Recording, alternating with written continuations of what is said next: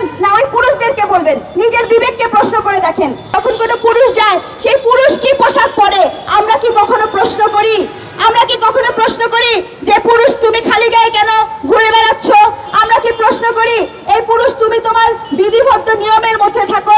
আমরা প্রশ্নটা করি না। শুধু প্রশ্নটা কার কাছে করি? শুধু প্রশ্নটা তুলি নারীর ক্ষেত্রে। কেন তুলি? কারণ হচ্ছে নারী হচ্ছে দুর্বল। প্রশ্ন যদি তুলবেন তাহলে দুই দিকের প্রশ্ন তোলার কথা, নারীর জন্য তোলার কথা, পুরুষের জন্য তোলার কথা। আপনি এত এত ওয়াজ শুনেন, ওয়াজে খালি নারীর পর্দা নিয়ে কথা বলে।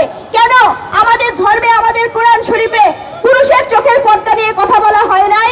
তাহলে সেই চোখের পর্দা নিয়ে তো কোনো কথা বলা হয় না। খালি নারীকেই কেন আপনি বারংবার পর্দা শিখান? তাকে কেন বারংবার সীমায়িত করার চেষ্টা করেন? আজকে আমাদের বিভিন্ন জায়গায়, বিভিন্ন পরিসরে মানুষজন অপব্যাখ্যা দেয়, নানা ধরনের অপব্যাখ্যা দেয়।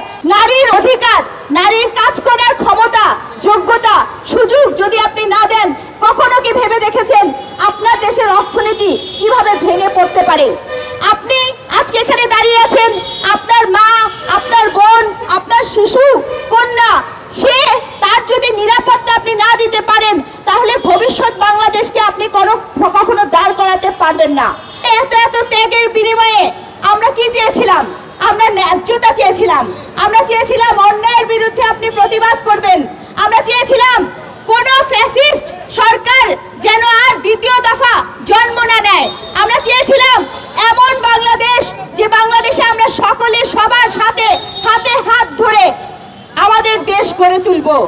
আমরা যখন আজকে এখানে দাঁড়িয়েছি, আমরা শুধুমাত্র ওই নারীর কথা বলি না যেই নারী শুধুমাত্র আজকে চাকরিজীবী, যে ঘরে আছে, যে ইট ভাঙে, যে ভাঙার, যে শ্রমিক, যে রাস্তায় ভিক্ষা করে, সেই মানুষটার অধিকারের কথা বলি, সেই মানুষটার জীবনের কথা বলি, সেই মানুষটার পক্ষের কথা বলি।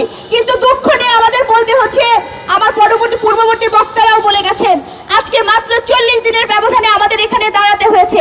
কখনো চিন্তা করেছেন বাংলাদেশে 51% নারী এবং 49% পুরুষ, এর মধ্যে গার্মেন্টস শ্রমিক কত কত আছে? আপনার যে ইনকাম হয়, সেই ইনকামের গার্মেন্টস শ্রমিকদের ভূমিকা কত? আর সেই গার্মেন্টস শ্রমিকের মধ্যে 70-এর বেশি 80% হচ্ছে নারী।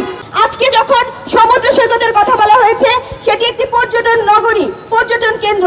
আপনি একবার ভাবেন, আপনি রাস্তা দিয়ে হেঁটে যাচ্ছেন, বসে আছেন, আপনি একটা অন্যায় কাজ করছেন। আমরা একটা প্রশ্ন করতে চাই, আমরা বিড়ি সিগারেট কিছু খাই না। এখন আপনারা যখন পাশের মানুষটা বিড়ি খান, সিগারেট খান, তখন তার ধোঁয়া গন্ধ তো আমাদের নাকে আসে। তখন আমি আপনাকে কি বলবো? আপনি দূরে যেয়ে খান, এতটুকু। এখন যদি আমি আপনার মুখ থেকে সিগারেটটা খুলে নিয়ে এসে আপনাকে জামা কাপড় খুলে কান ধরে উঠবস করাই, তখন কি আপনি সেটাকে বলবেন সেটা সঠিক হয়েছে? বলবেন না। তাহলে আপনি কি করে? আমি বলছি না কোন নারীর কোনো ভুল নাই, নারী ভুল করতে পারে, নারী অন্যায় করতে পারে। সেজন্য কি আছে? আইনের শাসন আছে। সেজন্য কি আছে? শুধু বিধিবদ্ধ নিয়ম আছে। আপনি সেই নিয়মের মধ্যে থেকে তাকে বলেন, আমার কোনো আপত্তি নাই। কিন্তু আপনি আইন তুলে নেওয়ার কে?